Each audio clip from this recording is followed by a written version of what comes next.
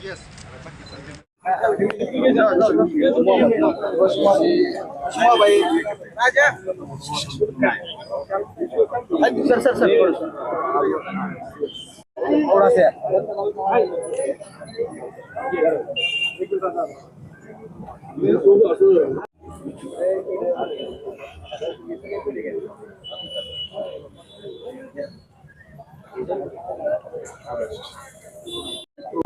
Ya पाठीमागे सरळ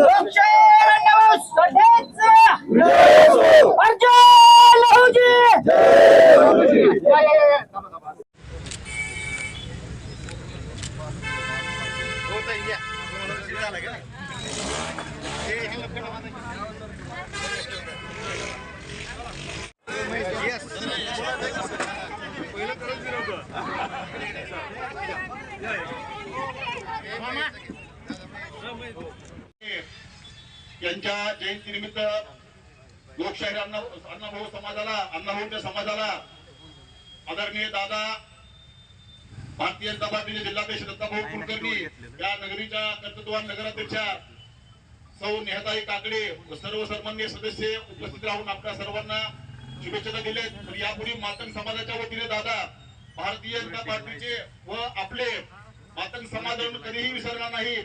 धाराशिव शहरामध्ये कुठल्याही महापुरुषाच्या पुतळ्याला आतापर्यंत 1 एकर जागा मिळाली नाही। आपण अण्णाभाऊच्या स्मारकासाठी शासकीय दूध संघाची 1 एकर जागा मिळून उपलब्ध करून दिली, त्याबद्दलही आपला मातंग समाज आपला ऋणी राहील। तसेच मातंग समाज स्मशानभूमीलाही आपणच राज्यमंत्री असताना 1 एकर जागा उपलब्ध करून दिली, त्याबद्दलही मातंग समाज आपला ऋणी राहील। दादा आमची एक आपणास विनंती आहे की असंच मातंग समाजावरती आपला आणि भारतीय जनता पार्टीचं प्रेम कायम राहावं। मातंग समाज हा सदैव आपल्या खंबीरपणे पाठीशी राहील ही आम्ही तुम्हाला ग्वाही देतो आणि आल्याबद्दल धन्यवाद म्हणतो। जय भीम जय भारत। जयंतीच्या निमित्ताने आपल्या सर्वांना मनापासून खूप शुभेच्छा देतो।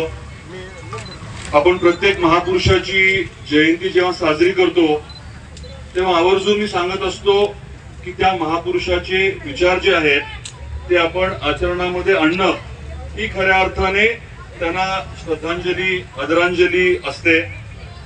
आणि त्याच अनुषंगाने आपल्या सर्वांना आज मला विनंती करायची आहे की या महापुरुषाच्या माध्यमातून आपल्या पूर्ण समाजाला, समाज म्हणजे एका समाजापुरता मर्यादित नसून माणुसकीला जी शिकवण मिळालेली आहे ती आत्मसात करून आपल्या कृतीमध्ये आणण्याची जबाबदारी ही तुमची माझी आहे।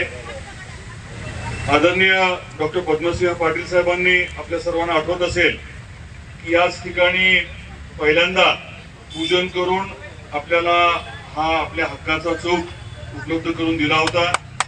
आणि आदरणीय डॉक्टर साहेबांनी सुरुवात केली आणि त्यानंतर मग आपल्याला अधिक जागा उपलब्ध करून देणं शक्य झालं।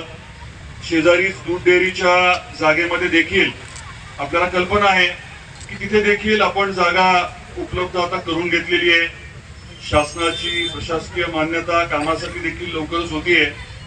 खरं तर आजचाच दिवस आपल्याला प्रशासकीय मान्यता घेऊन पुढची प्रक्रिया करण्यासाठी योग्य होता, पण ठीक आहे 2 दिवस सोमवारपर्यंत होऊन जाईल। सोमवारपर्यंत हा विषय जो आहे तो मार्गी लागतोय आणि येणाऱ्या काळात आपल्याला स्मारक म्हणजे फक्त पुतळ्यापुरतं किंवा बगीच्यापुरतं मर्यादित ठेवायचं नाहीये। तर आपली चर्चा झाल्याप्रमाणे आपण तिथे अभ्यासिकाही करणार आहोत। समाजातल्या मुलांना मुलींना अभ्यास करता यावं त्यासाठी ई-लायब्ररी असणार आहे आणि ई-लायब्ररीच्या बरोबरीने पुढच्या काळामध्ये काही प्रशिक्षणाचे देखील वर्ग घेण्याची आपली तिथे ठरलेली बाब आहे। त्यामुळे आपल्या सर्वांना आज परत एकदा मनापासून शुभेच्छा देत असताना हीच विनंती करायची आहे की इथे जे काही होतंय ते आपण सर्वांनी मिळून करायचंय। हे कुठल्या एका समाजापुरता मर्यादित विषय नसून आपल्या सर्वांसाठीच आहे। आणि आज देखील अतिशय भव्य अशी आपण जयंती साजरी करताय. संध्याकाळी आपण आता मोठी मिरवणूक काढणार आहात.